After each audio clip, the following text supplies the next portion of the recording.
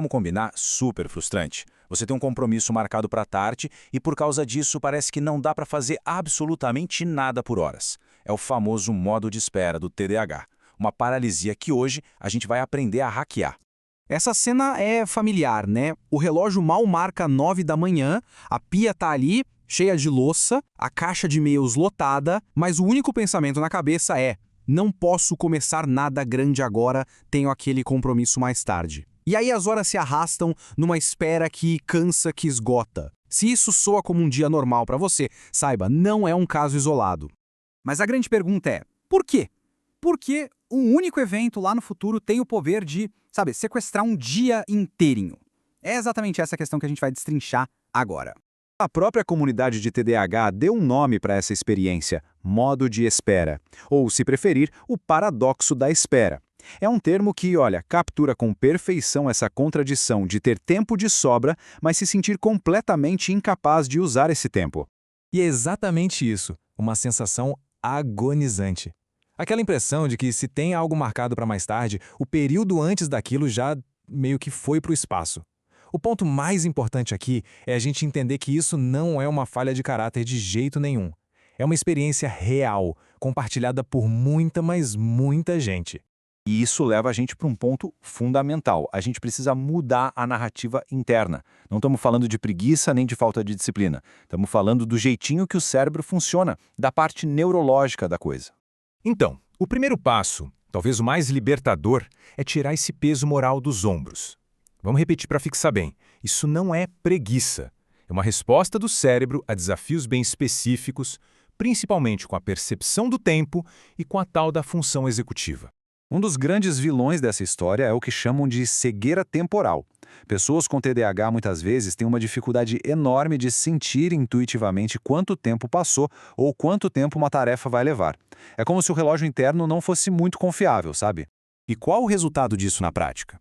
Bom, o cérebro, espertinho, sabe que ele pode facilmente mergulhar num hiperfoco e perder totalmente a noção do mundo. Então, ele cria um mecanismo de defesa. Para não correr o risco de se empolgar demais com alguma coisa e perder a consulta, ele simplesmente evita começar. É uma estratégia de prevenção que, infelizmente, paralisa. O segundo fator é a sobrecarga da memória de trabalho. Pensa assim, manter um compromisso futuro na mente exige um esforço cognitivo gigante. O cérebro fica num estado de alerta constante, usando toda a sua memória RAM, toda a sua função executiva, só para uma tarefa: não esquecer, não esquecer, não esquecer. E aí vem a paralisia, porque simplesmente não sobra energia mental para mais nada. Certo, já entendemos o porquê. A boa notícia é que a gente não precisa viver refém desse modo de espera.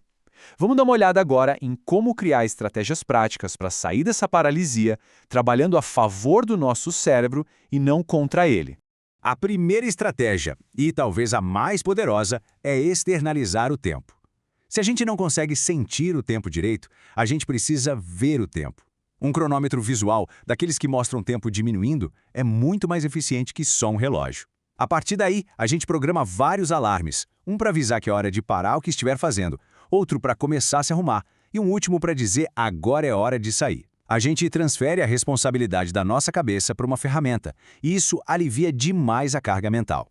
A próxima estratégia é crucial. Escolher o tipo certo de tarefa para esses períodos de espera. Não é hora de começar a reorganizar o guarda-roupa inteiro, nem de iniciar aquele projeto gigante do trabalho. A transição, parar algo no meio, pode ser muito penosa.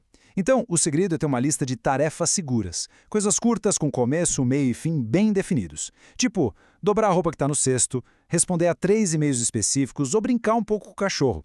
São vitórias rápidas que não têm o risco de te prender por horas. E agora a gente chega na estratégia final, que talvez seja, no fundo, a mais importante de todas. E não é uma ferramenta ou uma técnica, é uma mudança de mentalidade. É a autocompaixão. A gente precisa reconhecer que, às vezes, o modo de espera é um sintoma. Um sinal de que a função executiva está esgotada. Um sinal de que o cérebro e o corpo estão sobrecarregados e simplesmente estão pedindo uma pausa. E se for esse o caso, a melhor estratégia é abraçar o descanso. Se a decisão for não fazer nada produtivo antes do compromisso, que seja uma decisão consciente, intencional. Assista a um filme, ouça música, faça algo que recarregue as suas energias. O ponto-chave é que seja um descanso oficial, sabe? Sem culpa, sem julgamento. No fim das contas, o que fica de tudo isso é o seguinte: o objetivo é construir um sistema, um jeito de ser produtivo que funcione para o seu cérebro, respeitando como ele é, e não ficar o tempo todo lutando contra ele para tentar se encaixar num padrão que simplesmente não serve.